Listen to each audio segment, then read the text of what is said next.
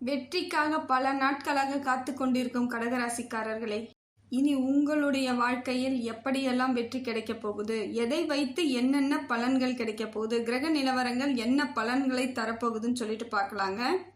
இது நாள் வரைக்கும் கடகராசிக்காரர்கள் ஏதோ ஒரு வெற்றி கிடைச்சிடாதா, நாமளும் ஜெயிச்சிட மாட்டோமா, மற்றவங்க முன்னாடி தலை நிமிர்ந்து நின்றுட மாட்டோமான்னு சொல்லிட்டு எவ்வளோ ஏக்கத்தோட இது வரைக்கும் கடந்துட்டு வந்துட்டு இருக்கீங்க உங்க வாழ்க்கை பயணத்தை.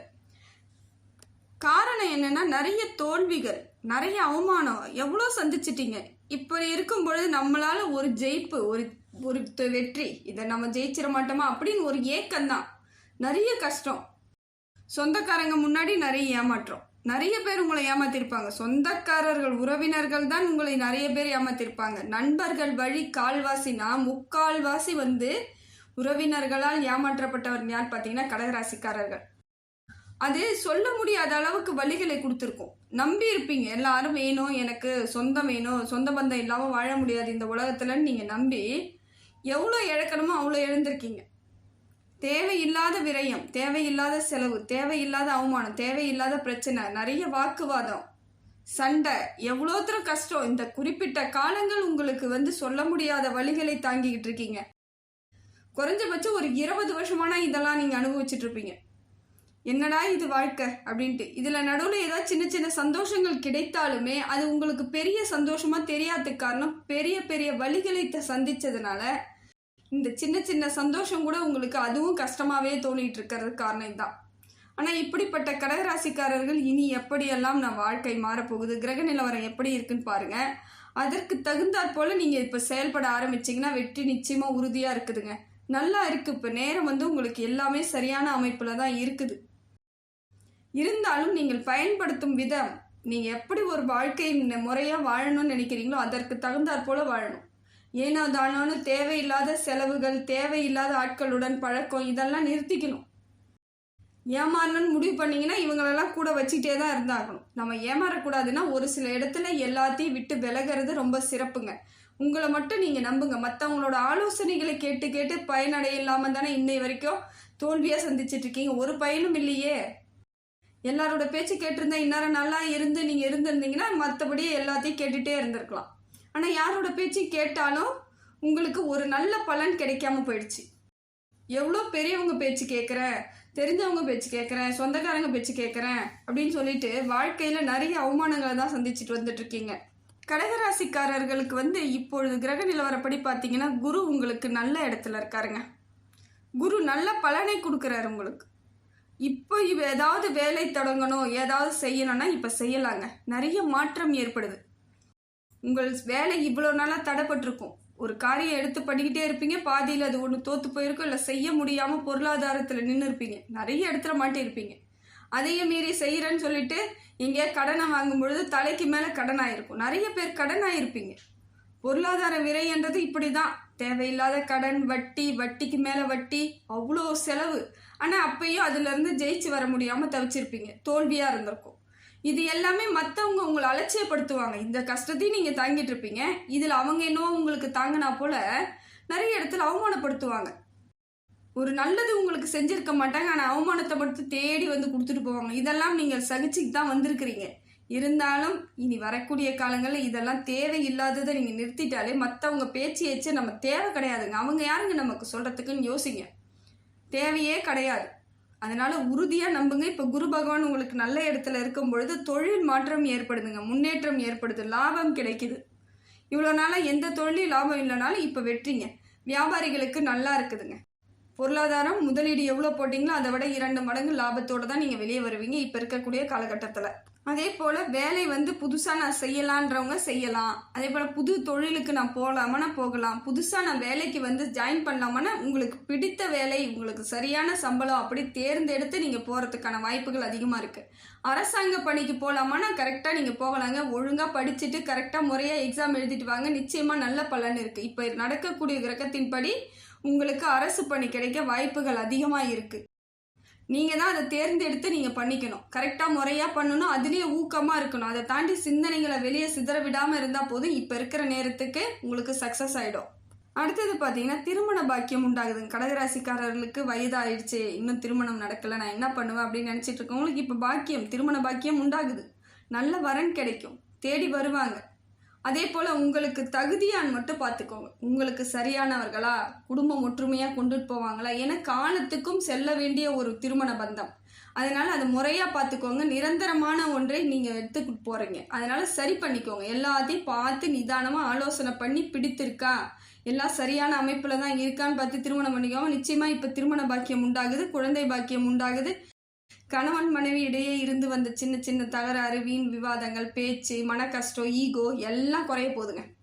இனிமே உங்களுக்கு பிரச்சனை கிடையாது. இனிமேல் வீண் விவாதங்கள்லாம் தேவையில்லாமல் வராது. தொட்டதுக்கெல்லாம் கோச்சிக்கிறா போல், சண்டை போட்டுக்கிறா போல் இருக்கும்.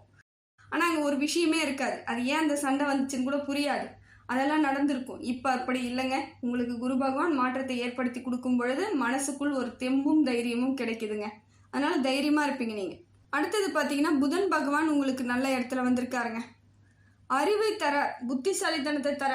இவ்வளோ நாளாக குழப்பமான புத்தியில் இருந்திருப்பீங்க. செய்யலாமா வேணாமா, ஜெயிப்போமா தோப்பமான்ற குழப்பத்தில் இருந்தீங்கல்ல, இப்போ கரெக்டாக தெளிவாக முடிவு பண்ணுவீங்க. ஜெயிப்போன்னா ஜெயிப்பீங்க, தோப்பன்னா தோப்பீங்கன்ட்டு. எதை செய்தால் ஜெயிக்கலாம்னு உங்களுக்கு உறுதியாக நம்பக்கூடிய இடத்துக்கு புதன் பகவான் வந்து சொல்லிடுவார். இதெல்லாம் பண்ணி ஜெயிச்சிடலாம் அப்படின்ட்டு. அதை ஏற்று நீங்கள் நடந்துக்கிட்டீங்கன்னா போதுங்க. புத்தி வேலை செய்யுங்க. இப்போ அறிவு வேலை செய்யும். எந்த இடத்துலலாம் தோற்றுருக்கோம், எந்த நாளில் தோற்றுருக்கோம், யாரால தோற்றுருக்கோன்னு இப்போ புத்தி வேலை செய்யும். அப்போ இயற்கையாக உங்களுக்கு வெற்றி பாதை உங்களுக்கு கண்ணு முன்னாடி இருக்குன்னு அர்த்தம். இதெல்லாம் தெரிஞ்சிட்டாலே பிரச்சனைகள் தீர்ந்து போயிடுச்சுன்னு அர்த்தம். பாதி பிரச்சனை இதை மற்றவங்களால வந்தது, அது யாராலும் கண்டுபிடிச்சிட்டிங்கன்னா அப்புறம் என்ன பிரச்சனை உங்களுக்கு? வாழ்க்கையில் ஜெயிக்கிறது தானே. சூரியன் அதே போல் நல்ல பலனை கொடுக்குதுங்க. சூரியன் உங்களுக்கு நல்ல பலனை கொடுக்குறார், நிறைய மாற்றத்தை ஏற்படுத்தி கொடுக்குறார். நீங்கள் செய்த பணிக்கு இவ்வளோ நாள் எந்த வேலை செய்தாலும் என்னை வந்து பாராட்ட மாட்டுறாங்க, எனக்கு எந்த ஒரு அங்கீகாரமும் கிடைக்கல, நான் மட்டும் போகிறேன், நான் மட்டும் உழைச்சிட்டு வரேன், ஒன்றுமே இல்லை, ஏதோ செய்கிறேன் அப்படின்ற மாதிரி விரக்தியில் இருந்தவங்களுக்கு பாராட்டுதல் கிடைக்கும், புகழ் கிடைக்கும். நீங்கள் செஞ்சீங்கன்னு உங்களுக்கு ஒரு அங்கீகாரம் கிடைக்கப்படும், பேர் புகழ் ஏற்படும், வெற்றி கிடைக்கும், மற்றவங்க முன்னாடி ஒரு கௌரவமாக இருப்பீங்க. இவ்வளோ நாளாக ஒரு மாதிரி கூனி குறுகி இருந்துட்டு போயிட்டு வந்துட்டு ஏதோ போயிட்டு வந்திருந்தீங்க. ஆனால் இப்போ அதற்கான மாற்றம் ஏற்படுதுங்க. தலை நிமிர்ந்து நடக்கலாம், நிற்கக்கூடிய இடம் எல்லாம் நிமிர்ந்து நிற்கலாம், தைரியமாக இருப்பீங்க. அதே போல் குலதெய்வத்தின் அருள் கிடைக்குது. இது கிடைச்சாலே மற்ற தெய்வங்களும் உங்களுக்கு சப்போர்ட் பண்ண போகுதுன்னு அர்த்தம். கிரகங்கள் ஏதாவது சரியில்லாமல் இருந்தால் கூட குலதெய்வத்தினோட அருள் கிடைக்கும் பொழுது நிறைய மாற்றம் ஏற்படுங்க. சூரிய நமஸ்காரம் பண்ணுங்க, வேற ஒன்றும் வேணாம், இதை மட்டும் தொடர்ந்து பண்ணிக்கிட்டு வாங்க.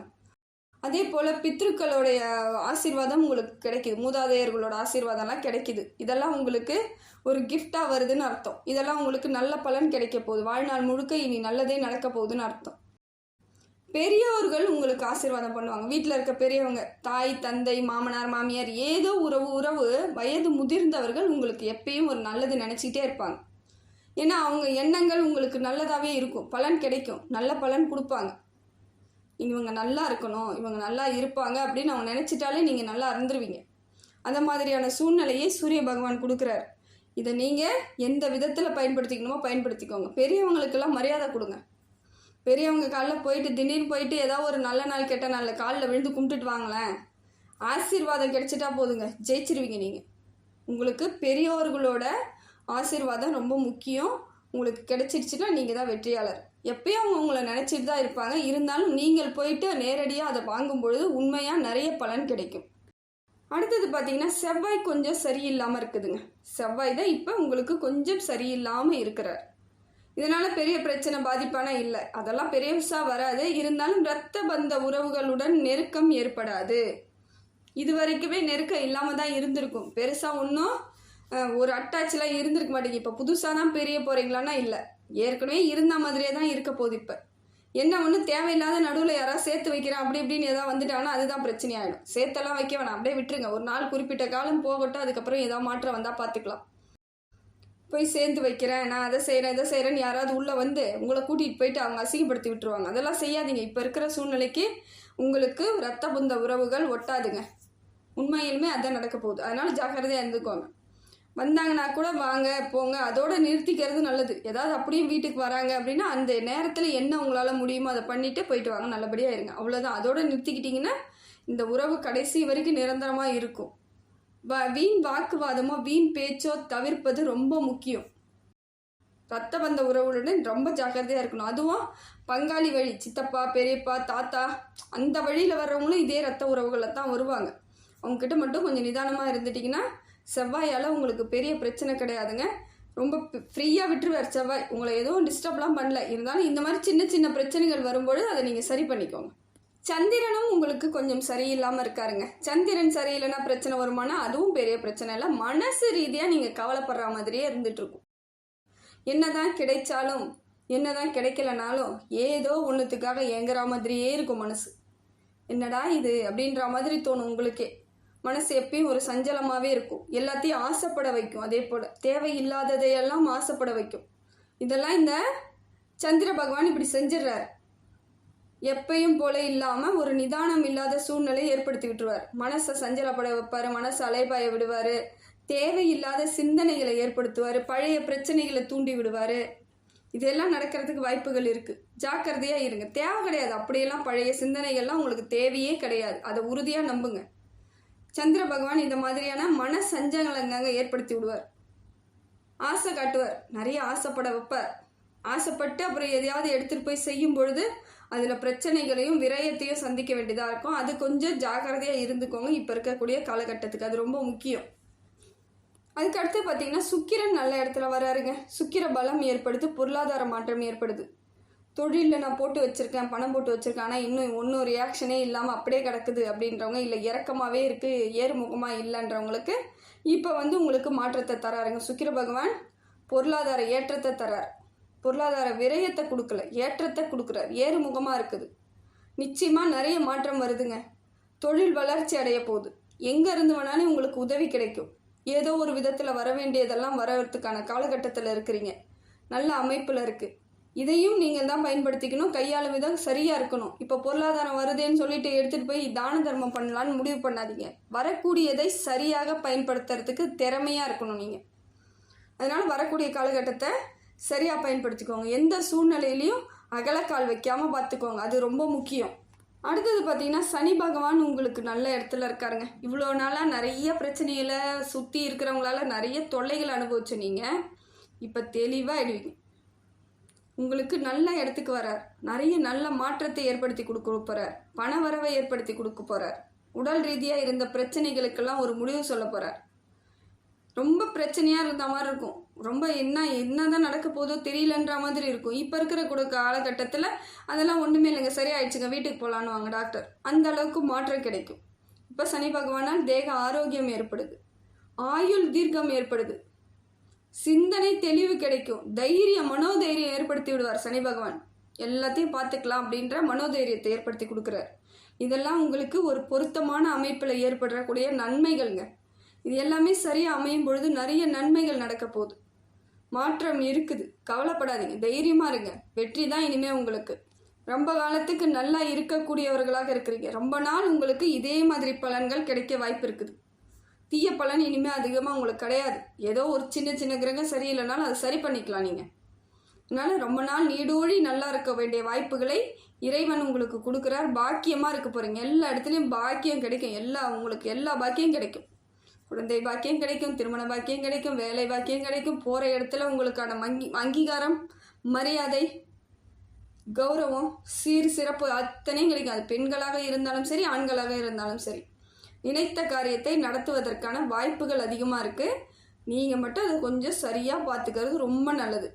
தேவையில்லாத சில விஷயங்களை மட்டும் தவிர்த்துட்டா போதும். மனசாட்சிக்கு உட்பட்டு நடந்துக்கிட்டிங்கனாலே போதுங்க. உங்களை தூக்கி அமோகமாக கடவுள் உங்களை மேலே வச்சிருவார். கவலைப்பட தேவையில்லை. இனி கீழே பள்ளத்தில் விழுந்து கிடக்கணும்னு அவசியம் கிடையாது. கொஞ்சம் கொஞ்சமாக மாறுதல் ஏற்படுதுங்க. ராகு கேது உங்களுக்கு சுமாரான பலனை கொடுக்குறாருங்க. ஓஹோன்னு கொடுக்கல, கீழத்திலையும் விடலை. அதாவது நடுநிலையாக இருக்கார், மிதமாக. இப்போ ஏற்கனவே இருந்த மாதிரியே போகிற மாதிரி தான் இருக்குது. புதுசாக எந்தவித மாற்றமும் இல்லை. ராகுவால் பண வரவும் ஏற்படும், சில சமயம் வராமையும் போகலாம். வந்துருச்சுன்னா ஏற்கனவே செய்த வைத்த ஒரு புண்ணியங்கள் உங்களுக்கு வந்துருச்சுன்னு அர்த்தம். இல்லைன்னா சில சமயம் தடைபடுறா போல இருக்கும். தைரியத்தை கொடுக்க மாட்டார், மனோதைரியத்தை கொடுக்க மாட்டார். ஒரு சில இடத்துல தைரியமாக இருப்பீங்க. அது எப்படி நடக்குதுன்னே உங்களுக்கே புரியாது. இதெல்லாம் ராகு பகவான் செய்யக்கூடிய ஒரு சின்ன சின்ன விஷயங்கள். அதை இப்படி தான் கொடுக்குறாரு உங்களுக்கு. அதே போல் பகை வந்து ஏற்கனவே இருந்ததா இருந்தால் அதை வந்து சரி பண்ணுறதுக்கான காலகட்டத்தில் இப்போ இருக்கிறீங்க கேதுவால். ஆனால் புதிய பகையும் உங்களுக்கு வளராது, புதுசாக பகை ஏற்படாது. இருந்தாலும் பொறாமை குணங்கள் வரதான் செய்யுது. மற்றவங்க உங்களை பார்த்து பொறாமைப்பட ஆரம்பிச்சிருவாங்க. தொடர்ந்து வந்து உங்களுக்கு வந்து ஏதாவது நடந்துடாதா, உங்களுக்கு ஒரு கெட்டது நடந்துடாதான்னு எதிர்பார்த்துக்கிட்டே உட்காந்துருப்பாங்க. ஜாக்கிரதையாக இருங்க. அவங்க எண்ணங்களை எல்லாம் பழிக்க விடாதீங்க. உங்கள் எண்ணங்களை உயர்த்தி வையுங்க. அவங்க எண்ணங்களை கீழே தூக்கி போடுங்க, சரியாக போயிடும். அவங்க எதிர்பார்த்துட்டு தான் இருக்கிறாங்க, பொறாமை எண்ணத்தோடு தான் இருக்கிறாங்க. எப்போ நீங்கள் கீழே விழுவீங்க, எந்திரிக்கவே கூடாது, அப்படியே எந்திரிச்சாலும் ஒன்றும் இல்லாமல் நிற்கணும் அப்படின்னு தான் எதிர்பார்த்துட்டு இருக்காங்க. ஜாக்கிரதையாக இருந்துக்கிட்டிங்கன்னா வருங்காலம் உங்களுக்கான காலம். அதை சரியாக பயன்படுத்திக்கோங்க. இந்த மாதிரி சின்ன சின்ன விஷயங்களை நீங்கள் பார்த்துக்கிட்டாலே போதுங்க. பொறுமை வேணும், நிதானம் வேணும், முயற்சி வேணும். எந்த ஒரு முயற்சி எடுத்தாலும் அதுலேயே இருக்கணும். அதை தாண்டி வெளியே வந்துடாதீங்க. இப்படி தொடர்ந்து பண்ணும் பொழுது இருக்கக்கூடிய பிரச்சனைகள் எல்லாம் சரியாகி வருங்காலங்கள் உங்களுக்கு வெற்றி பாதையாக இருக்குதுங்க. கடகராசிக்காரர்கள் அனைத்து கிரகமும் நல்லா இருந்தாலும் ஒரு சில கிரகங்கள் சரியில்லைனாலும் நீங்கள் சரியாக நடந்துக்கிட்டீங்கன்னா வாழ்க்கையில் வெற்றி தாங்க.